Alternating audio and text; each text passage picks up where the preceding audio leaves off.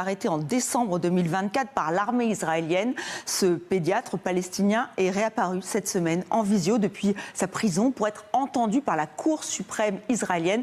Elle doit décider ou non de prolonger sa détention. Mais Valo.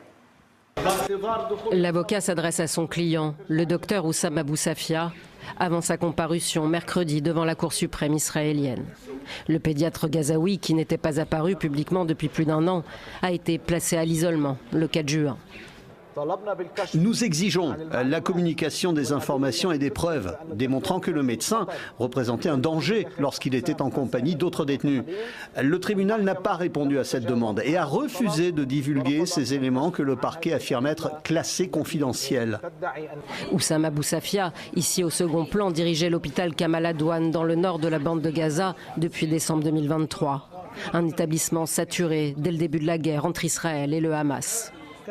Aujourd'hui, j'ai plus de 160 patients. 15 cas attendent d'être admis en salle d'opération, mais nous ne pouvons pas les admettre parce qu'il n'y a pas de médecins chirurgiens spécialisés. C'est pourquoi je lance un appel au monde entier et à tous ceux qui peuvent nous aider à mettre en place un couloir humanitaire sûr vers l'hôpital Kamal Adwan.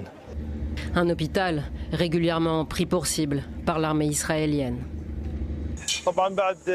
Après un siège de l'hôpital Kamal Adwan qui a duré plus de 20 jours, nous avons été choqués de voir que le générateur principal qui alimente l'hôpital avait été brûlé. Malgré les ordres d'évacuation, il refuse de partir. À la fin du mois de décembre, l'armée israélienne lance l'assaut final contre l'hôpital Kamal Adwan, accusé d'abriter des armes et des combattants du Hamas. Oussam Abou Safia est arrêté. Réapparaît près de 2 mois plus tard, menotté et enchaîné. Son avocate, lors de ses premiers mois d'incarcération, dénonce alors des conditions de détention inhumaines. Il a passé 25 jours dans une cellule d'1 mètre sur 1,5 mètre. Il a été soumis à de multiples interrogatoires, dont le plus long a duré 13 jours consécutifs. Le médecin, blessé dans une frappe visant son établissement, est incarcéré depuis plus de 500 jours sans chef d'inculpation. Israël le qualifie sans preuve de combattant illégal, une désignation qui permet des détentions prolongées sans procès. Son état de santé ne cesse de se dégrader, dénonce son nouvel avocat.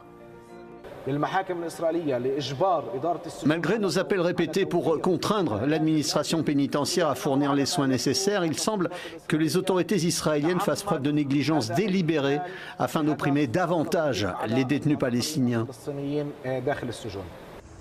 En mars, un groupe d'experts de l'ONU exigeait la libération immédiate d'Oussam Abou Safia, qui a perdu un de ses fils tué par un drone israélien. Depuis, il refusait de quitter sa blouse. Cette vidéo le montre avançant vers des chars israéliens au milieu des ruines, avant son arrestation.